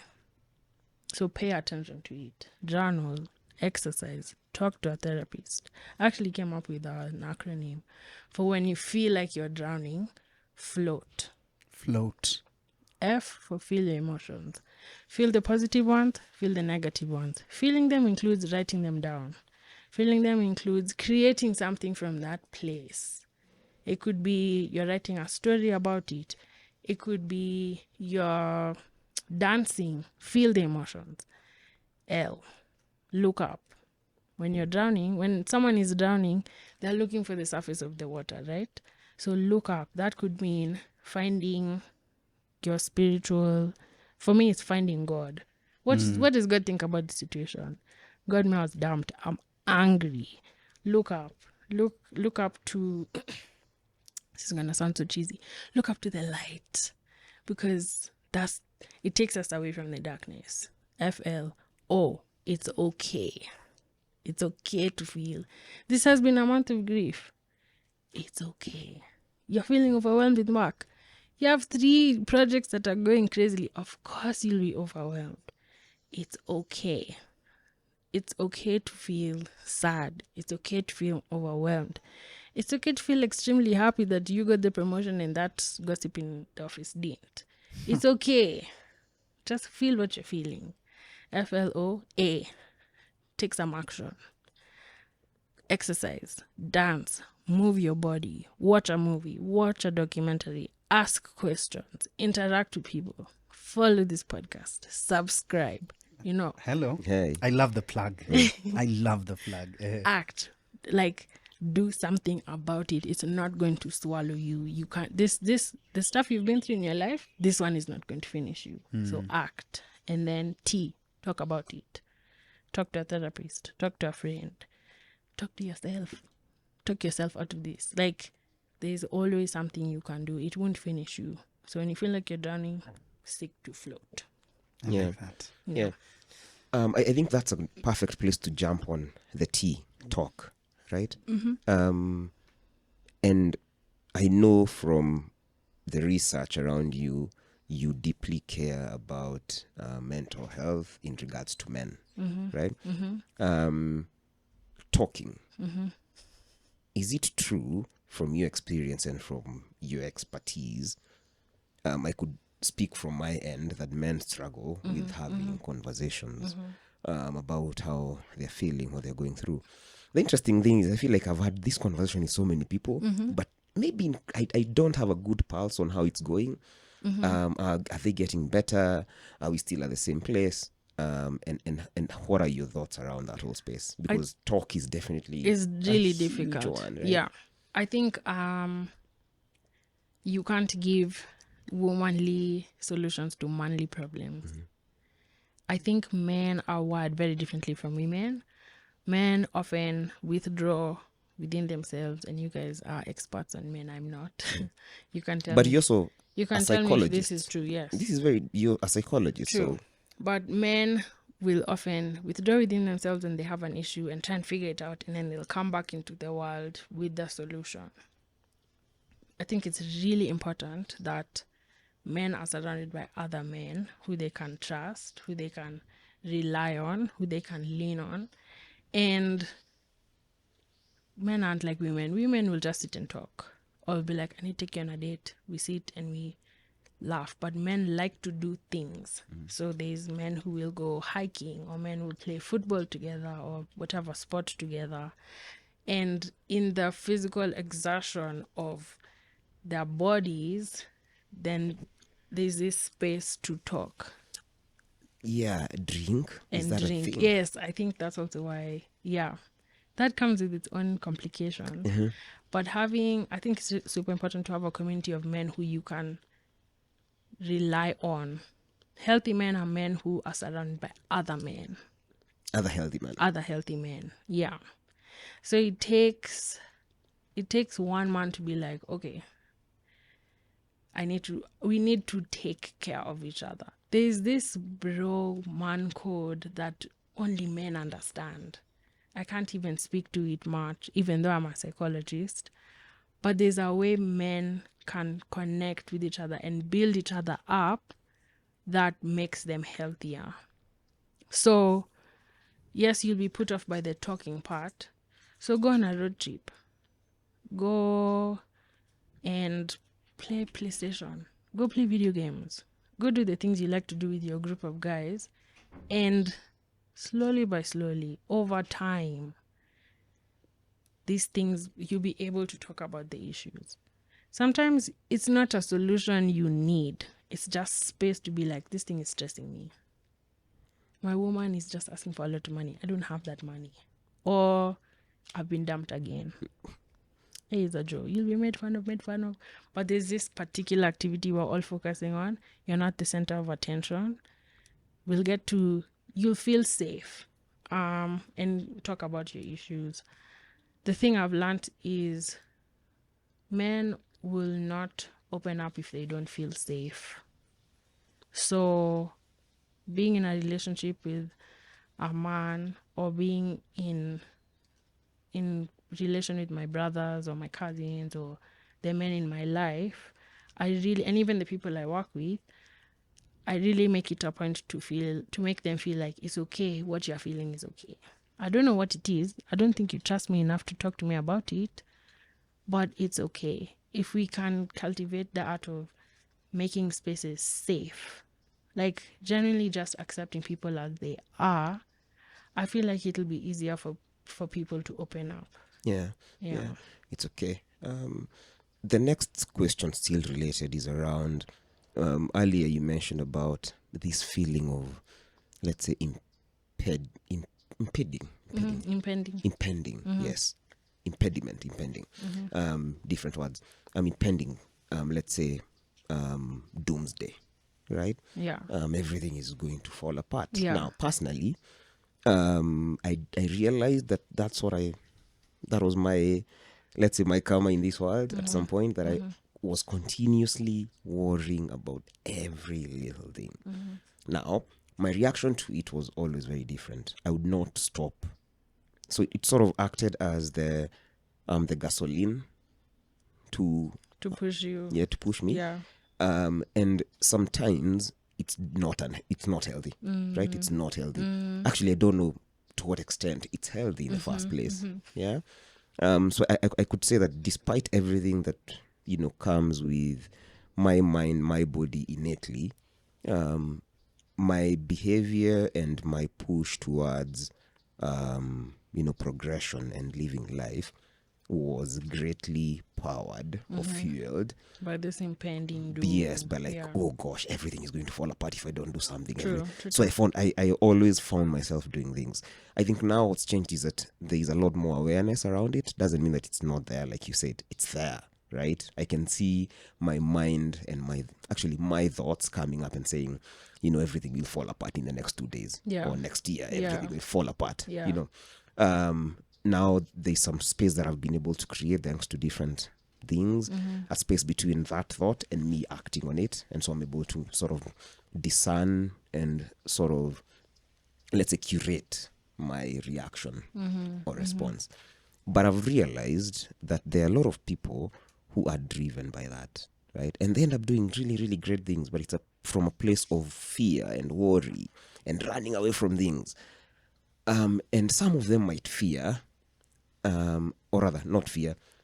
How do we, one, collect individually, I suppose, continue to do great things in the absence of that fear, in the absence of that outlook of an impending doomsday? Right. Yeah, because someone is really great. They've built something magnificent simply because they've been like, oh gosh, everything is going to fall apart, and so they must push themselves, right? A sense of urgency. A sense of urgency that is not really, it's not actual. You know what I mean? How do we continue to operate without that, if that's something that we can sort of take care of in some ways? The drive is fear. Yeah. Fear doesn't build, it tears down. So yes, you've been motivated to build, you've motivated to get out of that state of like either you have no control or you have no money or you have like I need to amass this wealth to give me security, but that's fear. You reach to the top and you realize I don't even have enough, I need more. Yeah. So there's a difference between being motivated by fear and being motivated by love. Fear tears down, love builds. Fear drives scarcity. I love that. Yeah. Fear drives scarcity, love moves from a place of abundance. And so I think right at the beginning I said we could move from a place of scarcity into a place of abundance. And it causes you to really question where do I come from? What am I basing my existence on? And when you seek to amass control, it becomes overwhelming. It gets to a point where you cannot stop the impending doom from coming. You actually realize, I'm not in control. Also, in most cases, doomsday never comes. It never comes. So this fear is driving you to run away from an illusion. And it's exhausting. It's exhausting. Your soul is exhausted. Your mind is constantly racing. It doesn't rest. There's no balance. You're just like running. Twende. Yeah, let's go. Yeah. We're only young ones. Do you want to be successful quickly or successful sustainably and for longer? I think, Martin, one of the issues I've had with you, in addition to your creative geniusness, is your constant, I have to do this, I have to do this, I have to do this, I have to do this, I have to do this. Yeah. But you crash. I do. But you have your off days. You're not maintaining the machine that you need for the rest of your life. Your mindset, your body, your health. Your children will need you in their 30s and 40s. You know? So is there a way you can change your perspective and look at this as a long game? You need to move at a pace that's sustainable. You need to move at a pace that is not killing you. Okay, so if doomsday was actually coming, can it find you prepared? Or it's going to find you scared? Right? Life, oh my goodness, I have to talk about this now. This week was Charlie Oda's funeral service. And the sermon that was preached by Reverend Tom was an amazing sermon. Beautiful. So I'm gonna thief everything he said. He said that the soul is the filter for your life. Life comes with its ups and downs. Life comes with its unbearable pains and ailments and illnesses. Life comes at you the way it does. So you need a formidable soul to face the storms of life.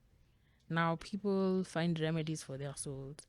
People find things to do, practices, rituals, religion, things that sustain their soul. Drugs. Psychedelics. Drugs. Hey. No slander. They turn to beliefs, they turn to practices, they turn to people to shepherd their souls so that they can face the storms of life, which is natural. But he was reminding us, and he was appealing to us, please find the person or a person who is unshakable in the face of the storms of life. In the face of this impending doom that's just pursuing me, whether it's real or imagined, I need something and someone to stand between me and the storm, between me and the doom, to protect me, to give me the strength, to give me the fortitude. That's actually the word he used. To give me the fortitude to withstand the impending storm, whether it's real or imagined. And he told us that Jesus is the shepherd for your soul. Now, I love how Jesus conducts himself because he doesn't force you to accept him.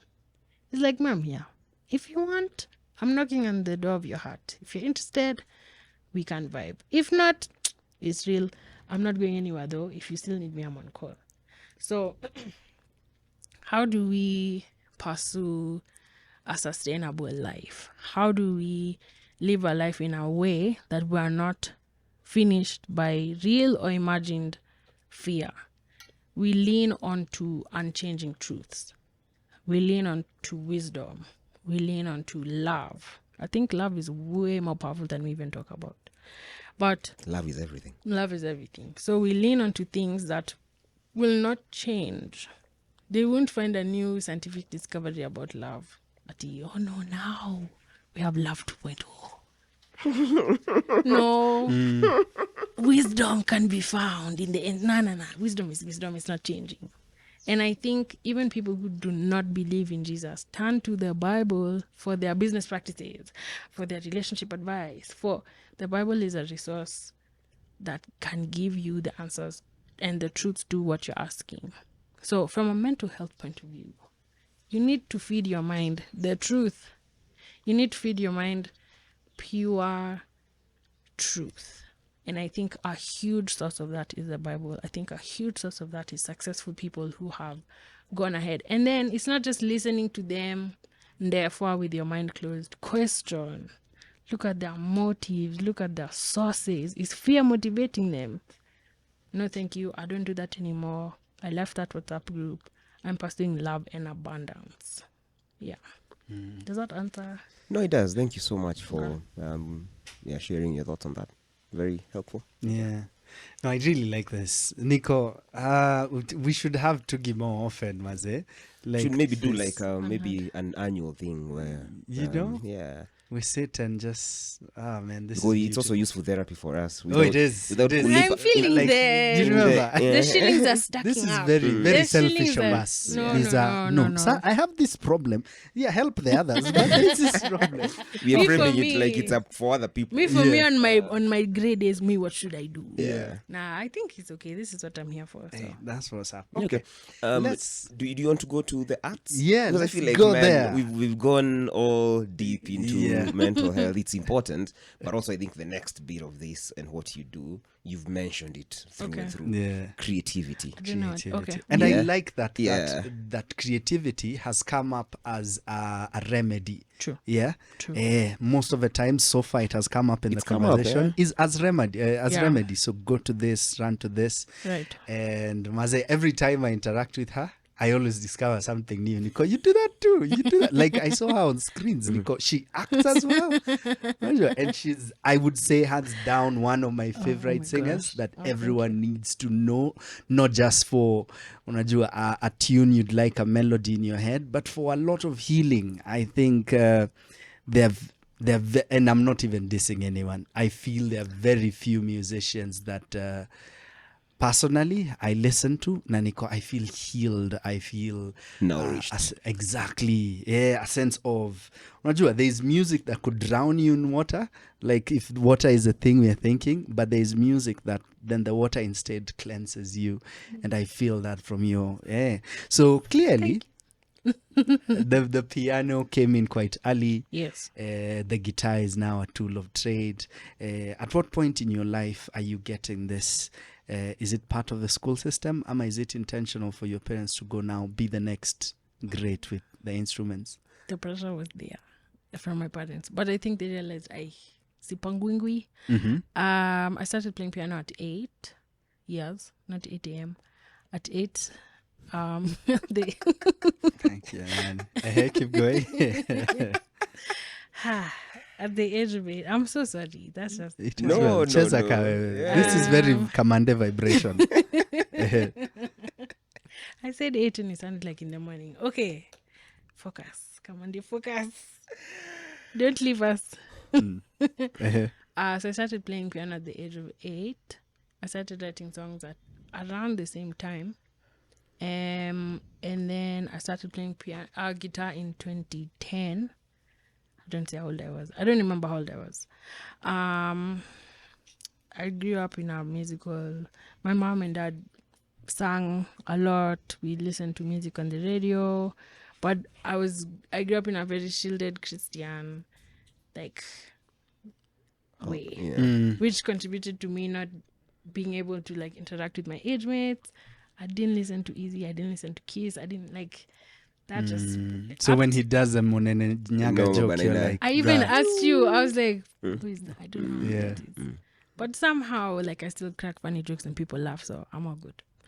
So yeah, I started playing at 8. Then between 8 and 18, I wrote a couple of songs, which became my first EP. So in 2017, when I was 21, I had my first concert at the Michael Joseph Center. And that for me was just like, what? Did I do that? Like, what am I doing at 21? Like, doing these No, things? no, no, no. I feel like you're just like skipping through things. How do we even get to the concert? Oh, okay. So I joined Daystar. I told you I joined Daystar. Yes. And in Daystar, I knew a couple of people from Daystar because my uncle had been in Daystar as well. I feel like Daystar is the legacy. All of us go to Daystar. So I met a couple of people. I joined Sing Africa, which is like a Christian ministry music ministry. And like, I just love to sing. I discovered I could sing in high school. I didn't know I could sing until high school. And the school I went to at that time was called Emerald International School, was an ACE school, Accelerated Christian Education School. And so we used to have chapel every Tuesday. And me, I just joined okay. I guess I like to sing. I like music, but I didn't know I could sing in front of people. So when I did, they were like, yo, you can sing. I'm like, who? Me? What? No way. Before I would just sing to myself. So we had this competition called Convention, which is kind of like music fest, drama fest, all combined into one. And you sign up for different activities to compete in. And so I did. And I did singing, I think, in piano. And when you win in the East Africa one, you're nominated to the African one, which is in South Africa. So I was nominated for the South African one as well. And we're rehearsing and we're practicing. But because my job is as the firstborn is to change schools, move, I didn't get to go with them to SA. That was really heartbreaking. So I'm still writing songs in my room. I've learned how to play guitar. And by the time I get to university, I have a bunch of songs. My best friend at the time had a sister who was an artist. She's just an ordinary person. I thought to be a musician, you have to be like this big, known person. Think Nameless, Wahoo, these Kenyan people, Kinaman, like you're a big Trio person. Yeah, Trimio. Okay, this is before Trimio. You guys should hang out. Unajua? We're kind of the same person. This is before like TikTok. This is before Instagram. Like, these things had not shaken. So when I saw my best friend's sister like recording her EP, releasing it, I was like, Allah, maybe even me I can. Wait, I can. So because of the community I had around me in Daystar, I was surrounded by a lot of musicians, instrumentalists, singers, and the guy who produced my first EP, his name is Daniel Chikwaza. He's a Malawian who lives in Kenya and is married here and has children here now. He was a friend I had because he had been friends with my uncle. So I told him, I think I want to record my EP.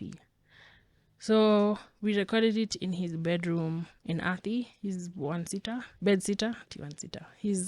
it wasn't a bed-sitter. Maybe it was like a one-bedroom. Anyway, in Athi... Studio apartment. Studio apartment. Kenyan studio, yeah. So in Athi, you have goats, tractors, water trucks, random children, dust, acacia trees, wind. All of these things are happening as we're trying to record. It was a very interesting experience, very DIY. For me, I was like, this is exciting, this is new, this is unplanned. Like, I'm just going with the flow. So we recorded my songs, and then I was like, wait, I want to sing these songs in front of people. Oh, that's called a concert. Okay, let's have a concert. Where are we having a concert? I've never done this before. I've never been in like anyone's BGV, so I've seen the process happening before. Never. I'm just like, I guess Michael Joseph, let's go to Safaricom House. We go, and I'm like, I want to launch my EP here. They're like, we don't do launches. I was like, oh, okay. Okay, can I just have a concert then? It will be a launch, but we won't call it a launch. Okay, go write a proposal. What is that? So I go write, is this one good enough? So I wasn't even going to sell tickets, but I had a group of, I want to say 5 friends. And when I told them what I wanted to do, They're like, okay, you handle ticketing. I have one friend, she just sat down at her laptop and she typed everything out and the concert was done. And I was like, wait, you finished? Yeah, this one is selling, this one is working on the tickets, this one is working on the poster, this one will record your promo video. I'm like, why do I need a promo video? What is happening? I'm moving from former child, because that is my profession, being a child, into musician, person, singer. And that shift for me was very organic. It was very exciting. It was this grand adventure that I'm just going with the flow, following my intuition. There's zero expectations. I'm not trying to sell out Nyayo Stadium. I don't even know if people, why are we selling tickets? See, people can just come and sing. They're like, you need to make money. I'm like, okay, I need to make money. I was very naive. So we sold out the place. We needed more chairs. I was mind blown. I was like, people came. What? And at the same time, there was another international artist coming to Kenya who I really loved. Same weekend, I had even told people, you guys, you all might come for my concert. Me, I'll be in that concert. Like, Mali music is coming to Kenya. I loved his music. So the challenge was, do we change the date to another time? Or do we just keep it on that date and maybe 3 people will come? I was like, my mom will come, my dad will come, my grandmother will come, and my brothers also, they'll come. 5 people, I'm good. I chose not to change the date. And Mali Music didn't come. Oh. I think he said he lost his passport. So the radio slots that people were giving to him, they called me. Yo. I was like, me. Anyway, so I went for radio interviews and I'm being asked about my music, and it was very exciting. I was like, wow, I didn't plan any of this. I don't have a manager, didn't have a manager. I'm not interested in that celeb life. I just want to sing and touch people's hearts. And if I can do that on your podcast, if I can do that on Instagram, I'm good. Yeah, friend. Yeah. Speaking of Instagram, we'll connect the two, yeah? Okay. From your EP to now post-COVID, Right. and now we are having Tuesdays with Tugi. Yes. I checked them out. A couple of, I don't know if you ever saw me. I think I you did. actually even hollered I at think me I and did. said, hi, I Mato. did. Nico, yeah. I was a fan. So how are we transitioning to from the first EP to Right. now us knowing you as, well, we'll catch you at Sarit. We'll catch you at this Right. gig. How So is that? after that first concert, because I was in the bubble of Daystar, I actually need to really thank my Daystar community, because somebody hired a bus all the way from Athi to Waiyaki Way to ferry people and to take them back. The band that played for me, these are just people who volunteered. I didn't ask them, I didn't pressure them. I'm really grateful to everyone who was just like, yeah, we'll do it, no problem. The girl who did the project, who sat at her laptop and made the concert happen for nothing. They were just like, we'll do it for you. What's her name? Laura Litaba. Amazing person. So right after that concert, I fell into the deepest of depressions. Because it hit me, I'm back in Daystar. I don't want to be here. I don't enjoy this place. Music was a distraction, the remedy. And I was like, yo, I'm here. And I fell into this crazy depression. I got really, really bad insomnia. And there was one night I couldn't sleep. And I said, I'm going to do an EP. I'm going to write 5 songs and I'm going to put them out tonight. And in one night, I wrote the songs, recorded them on my phone. They were unmixed and mastered, super raw. And the EP is called Insomnia. It's on SoundCloud. It's on YouTube as well. And that project for me brought me back to life, because every day I'd wake up and I'm like, I'd promised I'd give an explanation of the songs. Okay. And that's what I'd do the next day. And that's now what kind of brought me to the, wait, I actually want to live. I want to do this. I want to do music. I want to talk to people. I want to be alive. So that's for me where social media came in, and I was able to put out my music. Again, I'm a small person, being able to put out my voice into the internet and put out my voice in the world, and that was super fascinating for me. So then COVID hit, and for me creatively, COVID was utopia because we're in the house. And no one's like, you've graduated, what job do you have? I felt like I had a lot of creative freedom. But I have to say this, I'm also very privileged in the sense that I have a family that can afford my joblessness at the time. My parents have been very gracious to house me, to feed me, and to give me space and encourage my creative pursuits. So there's that too. I don't think everyone can do what I was able to do. And that's not because they chose the lives they have. This is just the life I've been given. So in that way, I was able to get on social media and sing every Tuesday. I'd have like a worship thing on Wednesdays, and then later on I'd do Tuesdays with Tugs. But I've really struggled with believing I can be a musician, I can be an artist for anyone other than myself. I sing for myself. I think there was a time in my life I was very closed, and I'm excited to see what this will look like in the future. Yeah. I like that. There's a lot of impact and love as much as there is strain as well. Right. So where are we now in terms of the musicianship? Current status. There's songs I've had for a couple of years that I really want to release. Okay. And I'm working on a project. Towards the end of last year, I felt for me, the music starts from what am I feeling? What is it I want to say? And I was feeling very agitated in my life. I just finished shooting a movie and there wasn't any work. I wasn't sure, like, did I network correctly on set? Am I supposed to have secured my next job? Did I slack? All of these questions of, wait, am I even good enough to do this? Do I want to do this anymore? What's my purpose? What's my calling? And there's this struggle within me, and I was feeling very agitated, just very, I don't know what to do with myself.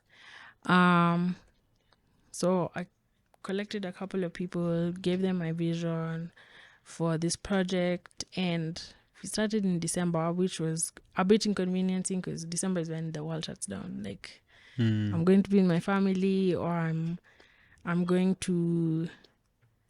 not available to start a project. So the hope is to go back to it this year, work on it, release it. And it's just music that is encouraging, but also explores that strain and that struggle. Because I think it's so important to be honest and real about the difficulties we experience in life. And when I share that, then I find, there's other people who feel the same way as me. And then I'm not alone. And then I'll figure out a way through it. Yeah. Are those some of the songs that you sang during Busy Being Born live podcast live experience? Yeah. Maybe you could close with the first one that man meant everything to me. The Growing Pains one. Yeah. I thought you'd like it.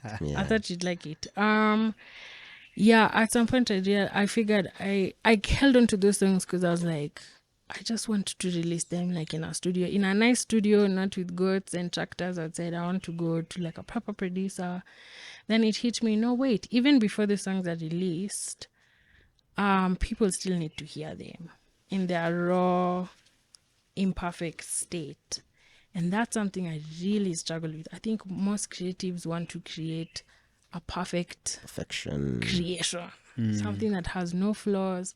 But I'm learning it's in the flaws that we connect. Perfection is the enemy of progress. Yeah, perfection is the enemy of progress. So I really would like to work with a producer who I click with. It's not a commercial thing. It's not a how much money can we make off this hit. I want to make a hit. I don't want to make hits. If I can sing and you cry and you feel healed, oh my gosh, those are such high compliments. Yeah.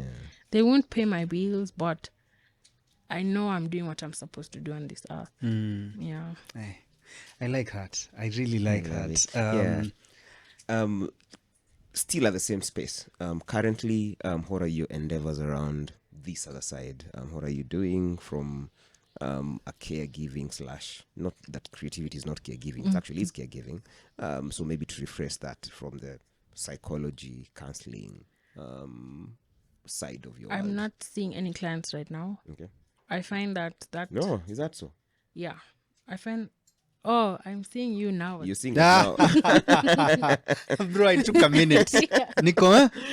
Okay, so Too I'm late. not seeing paying clients. Okay. Is that better? yeah. I'm seeing people for free on podcast. Yeah. I'm doing a lot of writing.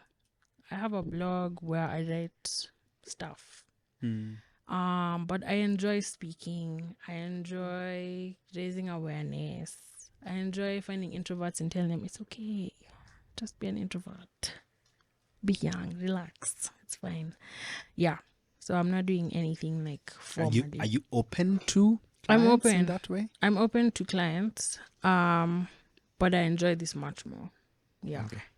Yeah. Okay. Fantastic. Yeah, as we wrap up then. But can I say, if there's anyone who needs a therapist, just reach Yeah. out. Okay. We'll put in figure all your something out. contacts on the show notes, Yeah. and we'll plug you in. Monique will plug you in across all Now our that you social know media. it's Monique. Yeah.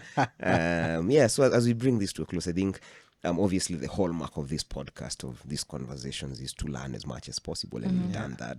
But if you could maybe take some time and sort of have a view of the forest that is your life, right? And try to pick out some closing lessons from the many bits and pieces, and not to say that we've not picked up lessons. It's been a plethora. I always wanted to use that word.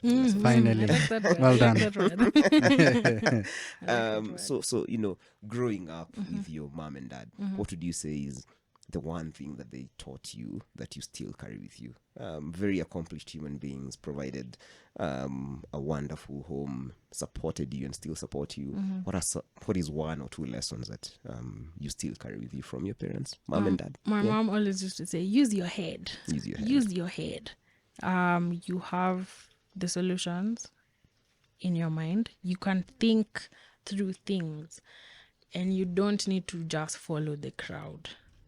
That was something they taught us. They used to say it almost like 3 times a week, like medication. Swim against the current. Swim against the current. Run into the storm. Swim against all the dead fish are flowing that way. You're alive, so swim against the current. And it's caused me to kind of be separate from everybody's normal or conventional way of thought. Sometimes to my detriment, sometimes to my benefit. And we were talking before the show, and how you are telling me about what you're telling me about being the only person of one gender and having to be surrounded by, there's a lot of things Masculine energy. masculine energy and feminine energy. There's a lot of things that I think I've been protected from because I've chosen to question. So use your head, ask questions, but also be content with what you have, and practice gratitude. Like for the smallest things. We're in Orange today. That's really cool. Good enough. Yeah. Yeah. So the sun is shining today. And when it rains, the rain hits the soil and it smells great. Yeah. Like, it's the small things. Yeah. Yeah. This space that Abu has curated for us. Yeah. Grateful for it. Incredible Very place. grateful for it. Good job, sir. Fantastic. Yeah. We actually forgot to do this in the middle of the episode, so I might as well jump in. Yeah, ladies and gentlemen, this episode was brought to you by Spearhead Media Entertainment. Spearhead Media Entertainment run an online artist database and publicity platform. Check them out, www.sanapost.com, for showcasing marketing, artistic and entertainment events. Check them out. Yeah, Sanapost. You can check out their blogs. They write about things that are going on in the media industry. You can check out their database. They have a lot of artists over there. You've even seen their CEO. He was out here, Peter Kawa. Shout out to him. And all this. We've actually had a couple of superstars here who are represented by these guys. So check out Sanapost. Check out Spearhead Entertainment. Mazee tujenge industry pole pole. Yeah, I'm sure they'll also write about this podcast at some point. Unajua, tunawacheki. Anyway, that's it from Iyo Pandea doing the business side of it, especially because the episode tumepata therapy for lazima tulipie. Mazee. Yeah, so ilikuwa interjection slight, mazee. I feel, especially because we'll have this guest hopefully a couple more times, we don't have to lock in the big three now, but in the reverse of that, we can do a song Okay. if she's open to that. Are you open to that? Yeah, I'm open to it. Fantastic maze. Na najua Kamande una question or two as unatumalizia. So Abu, how do we play it with the music? Do we plug in? Fantastic maze. Aya, so we'll cut for a bit. Hiyo ndio tutamaliza nayo. So for now we can jump into our closing questions. Yeah, so we won't do the big three, but songs, music-wise. Who's inspired you? Besides Mali music. Yeah, besides Mali music. Because one of the things that I noticed about you, like just today, is how diverse you are in your knowledge of music. It's incredible. Thank you. Yeah. Oh, okay. I know what you're talking about. Is he talking about Chronics? No. Oh, sorry. No. Unachezaga Chronics. I'm Keep sorry. going. There's a delete episode. Zizi. Hey, relax. Cheza chini. Okay. Blinky Bill and his new album. And I met him in person a few weeks ago. And I realized, like, I can fangirl, but I didn't. I held my dignity. So, Blinky Bill. Blinky Bill is fangirlable. Yeah. No, me. Yeah. Even fanboyable. There you Yeah, I've said hi to Blinky Bill in malls. He's like, Randomly. Hey, man, hey. he's a legend. Yeah, I admire his process. I admire his individuality. I admire his taste and how he's just different. And y'all will deal with it. You either like him or like him. And if you don't like him, you'll like him. Yeah. So there's that. And then my other inspiration is a jazz musician from like the 1950s. I don't even know how to pronounce her name correctly, but it's Sarah Vaughan. Vaugh, I think. Vaughan. Yeah. She's an incredible singer. There's an album of hers that I just listened to over and over and over again. The way she's like, the tone in her voice, her technique, beautiful. Yeah. We'll attach details on her for Yeah. sure. Yeah. Okay, I guess then, do you have one more? Or should I? For the closer for me would be, is there a statement right now that we avoid using the word clinging onto, but is there a statement right now that you've been holding on to for guidance, for inspiration? It could be a quote from here, there. It could be a thing that you recently learned, but in just a short statement. I think it revolves around the difference between fear and love, and how fear tears down but love builds up. And living from a place of abundance is intentionally choosing more. Is intentionally turning towards the direction of love. So if I love myself, I will not choose a fearful definition of who I am. I will not choose to rely on the fear behind my doubts, but I'll seek to pursue love. And in love, I find life. In love, I find life. I like that. Hey. Yeah. Asante sana maze. I think closer, it's maybe a two questions. One is, are you a morning or a night person? Night any day. Night Yeah. any day. Okay, Yeah. that's when you're most creative. That's Yeah. when you... Okay, good. And lastly, is there anything that you've recently changed your mind about? Ooh. It could be anything. Super mundane to something philosophical or spiritual in your approach. Anything. I don't know how to put this in words. I have. I recently finished watching Ayanle. I don't know if you guys know Ayanle. Yeah. Ayanle challenged my perception of the Somali community in Kenya, and it made me see that life should be respected, regardless of who you are and where you're from. Human life should be protected at all costs. Yeah. So, regardless, Yeah. the reason we laughed about it is how Tugi and I met. Yeah. The show by JJ. Yeah. By JJ, Yeah. JJ's show. And we'll put a attachment on Ayanle, the film. Yeah. Yeah. Yeah. That's how you guys met. Yeah, regardless. Regardless. Okay. It's been... She fangirled, ama. No, I fan gown. Oh, you- It was her pants. Ladies and gentlemen, what an episode, Maze. What an episode. I think, hands down, could be the most healing episode of all. And it is not that this is what we seek out of every other episode, but this is what we found, and we love that we did find this. Ladies and gentlemen, clearly out here busy being born, the one and only Tugi Waiyaki. Wapi makofi shangwe na vigelegele. Yeah. Thank you so much, Tugi. Thank you so much for having me, guys. This is such an honor, and I appreciate the work you're doing for the industry, for normal human beings like me, and then superstars that you have. It's really incredible that you guys pursue the process, and you're glorifying the trenches. I think that's really important. I like that. Yeah. Glorifying the trenches. Thank you so much for gracing us with your presence. We are really honored. You're a superb human being. Thank you. And we're really honored to know you, call you a friend, and have you on the podcast to share the last 2 hours of everything that you are. It's been 2 hours. It has been 2 hours. Okay. So at least we've spoken to you directly. How could guys out there reach or follow your work, socials and all? Tugi_Waiyaki on Instagram, and then at my bio there's all my links, but also Tumbili Studios on YouTube, and if you want to DM me, just DM me. We talk. And LinkedIn. On LinkedIn, yes. Oh yeah, and LinkedIn as well. LinkedIn, quite Waiyaki. impressive. Yeah. Very well put together. Yeah. Asante sana.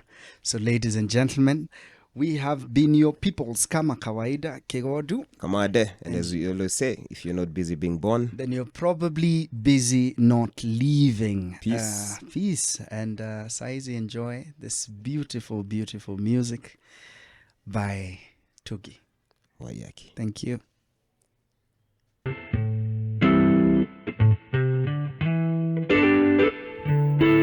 Thank you for listening to our podcast. Do look out for more from us. For now, Kwaheri.